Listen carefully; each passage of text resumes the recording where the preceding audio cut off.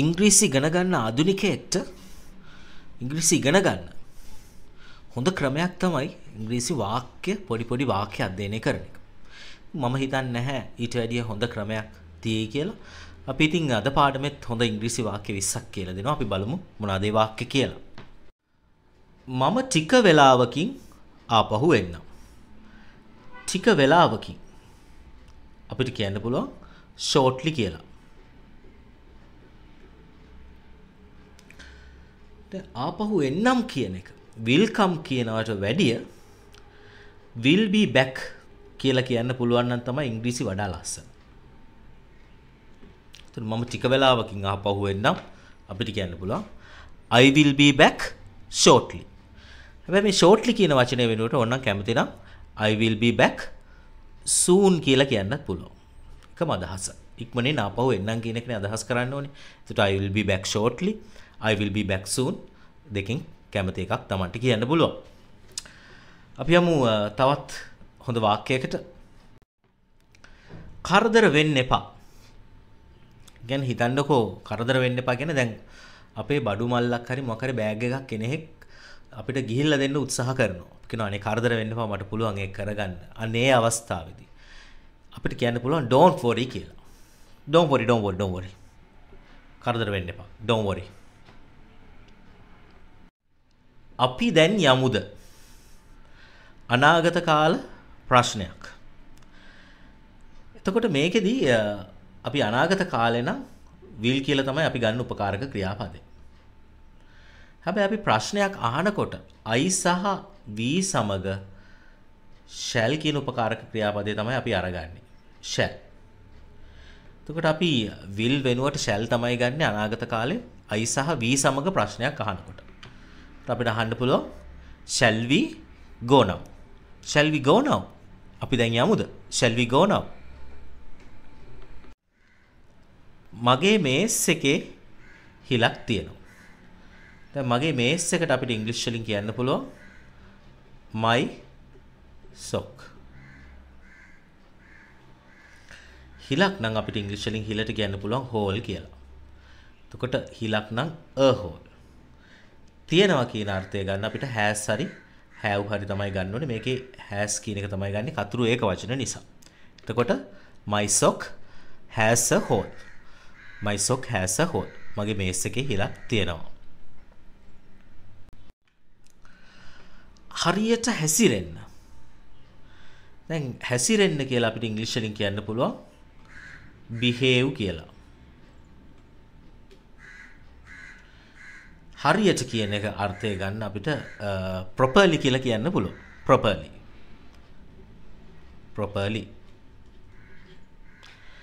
දැන් මේකෙදි හැබැයි behave properly කියලා කියන්න පුළුවන්. මම ඊට වැඩි ටිකක් වෙනස් ක්‍රමයකට කියලා දෙන්නම් ඔයාලට. behave yourself කියලා කියන්නත් පුළුවන්. behave yourself කියන්නේ අර behave properly කියන එක හා සමාන අර්ථයක්. ඉතින් කැමති එකක් කියන්න පුළුවන්. කවුරුහරි කිව්වොත් එහෙම ඔයාලට behave yourself කියලා. ඉතින් අදහස් කරන්නේ හරියට හැසිරෙන්න කියන එක තමයි ඉතින් අදහස් කරන්නේ.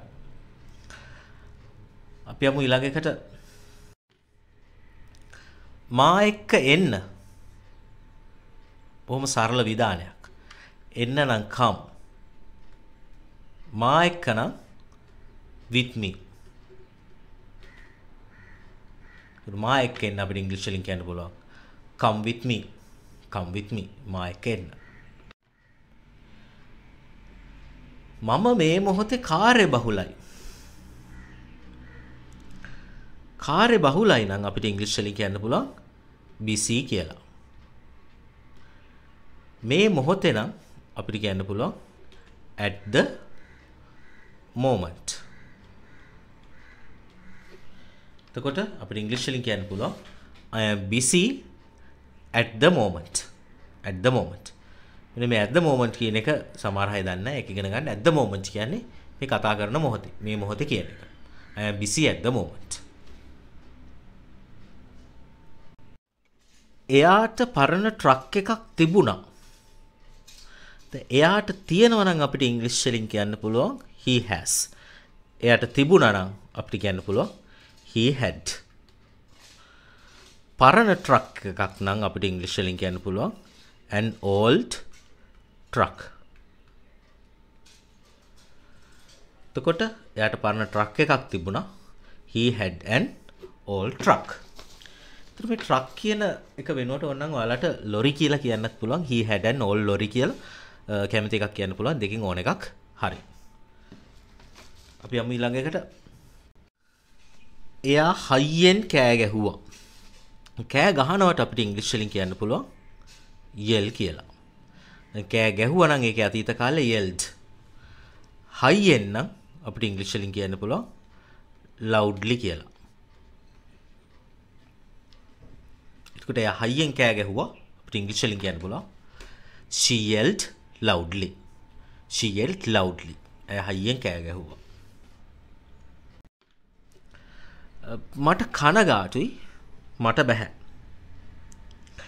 කනගාටුයි කියන එකට අපිට sorry කියලා කියන්න පුළුවන්. මම ඒක කියලා දීලා තියෙනවා. හැබැයි I am sorry කියන එක වෙනුවට අපිට තව ඒ අර්ථයම ගන්න පුළුවන් එකක් තියෙනවා British English වලින් I am afraid කියලා කියන්නත් පුළුවන්. ඒකෙන් අදහස් කරන්නේ ඒකම තමයි. I am afraid I can't. මොකද නැත්තම් afraid කියන වචනේ ගොඩක් අය දැනගෙන ඉන්නේ බයයි කියලානේ. දැන් I am afraid කියන්නේ මට බයයි කියන එක. ඒතර මෙතන I am afraid කියන්නේ මට බයයි කියන එක නෙමෙයි. මට කනගාටුයි මට පසුතැවිල්ලක් තියෙනවා කියන අර්ථය ගන්න අපිට I am afraid කියලා මේ අවස්ථාවේදී ගන්න පුළුවන්.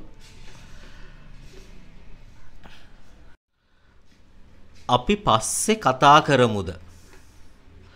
දැන් අපි පස්සේ කතා කරමු කියන එක shall කියලා දාලා කෙනෙක් ওই වාක්‍ය නිර්මාණය කරන්න පුළුවන්. හැබැයි අපිට හොඳම උපකාරක ක්‍රියාපදේ තමයි can කියන එක. මොකද මේ can කියන එකේදී අර පුළුවන් කියන අර්ථයක් තියෙනවා. තමන්ගේ හැකියාව අදහස් කරන්නත් ගන්න පුළුවන්. ඒ වගේම කෙනෙක්ගෙන් අවසර ගන්නකොටත් මේ can කියන එක භාවිතා කරන්න පුළුවන්. එතකොට අපි පස්සේ කතා කරමුද කියන එක shall we කියලා දානවට වැඩිය can we talk later කියලා ඇහුවොත් ඒකේ අදහස නිවැරදි. can we talk later? අපිට පස්සේ කතා කරන්න අවසර තියනවාද කියන අදහස ගන්න can කියලා දාන්න පුළුවන්. ඒක වඩා නිවැරදි කියලා තමයි මගේ යෝජනාව. හරි. can we talk later? අපි පස්සේ කතා කරමු. හැබැයි shall we talk later කියලා කිව්වත් ඒකේ කිසි වැරද්දක් නැහැ. දෙකම හරි. වැඩි පිරිසක් නිමල්ට කැමති නැහැ. දැන් වැඩි පිරිසක් එයාට කැමති නැත්නම් ඒ කියන්නේ බහුතරයක් දෙනා කෙනෙක්ට කැමති නැත්නම් අපිට ඉංග්‍රීසි වලින් කියන්න පුළුවන් හොඳ වචනයක් තියෙනවා unpopular කියලා. unpopular. unpopular කියන්නේ කෙනෙක් එයාට වැඩිපුර පිරිසක් අකමැති කියන එක ඇත්තටම. unpopular. දැන් කවුරුද දේශපාලඥයෙක්ට වැඩි පිරිසක් කැමති නැත්නම් unpopular කියලා කියන්න පුළුවන්. දැන් ඕකේ UN එක අහක් කළා popular විතරක් කියලා කියන්නේ වැඩි පිරිසක් එයාට කැමති කියන අදහස තමයි එකකින් අදහස් වෙන්නේ. එයා හරි ප්‍රසිද්ධයි කියන එක වැඩි පිරිසක් එයාට කැමති. ඒකට වැඩි පිරිසක් නිමල්ට අකමැති කියද්දී අපිට කියන්න පුළුවන් Nimal is unpopular. Nimal is unpopular. මේ unpopular කියන වචනේ ඇවිල්ලා නාම විශේෂණයක්. එතකොට am is ඔය තුනෙන් එකක් තමයි දාන්න ඕනේ. කතුරට ගැලපෙන්නේ is. එතකොට අපිට වාක්‍ය නිර්මාණය කරන්න පුළුවන් නිමල් is unpopular. ඔයාට හොඳටම වෙරි. කියන්නේ බීලා වැඩි වෙරි. අපිට කියන්න පුළුවන් you are so drunk. you are so drunk. ඔයාට හොඳටම වෙරි. you are so drunk. එතන මෙතන so drunk කියලා කියන්නේ කෙනෙක් බීලා හොඳටම වෙරි වෙලායි නම් ඉන්නේ. අපිට කියන්න පුළුවන් you are so drunk කියලා. එයා ඉක්මනට එයි. මෙතන ඉක්මනට කියන අදහස ගන්න අපිට soon කියන වචනේ තමයි වඩා නිවැරදි.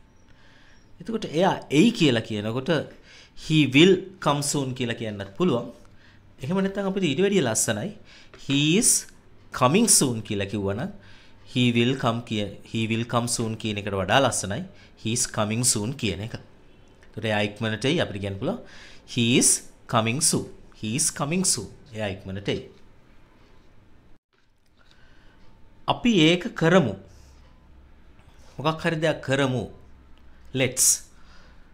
කරනවට කියන්නේ do. එතකොට let's do it. අපි ඒක කරමු. Let's do it. අපි ඒක කරමු. ගැඹුරු හුස්මක් ගන්න.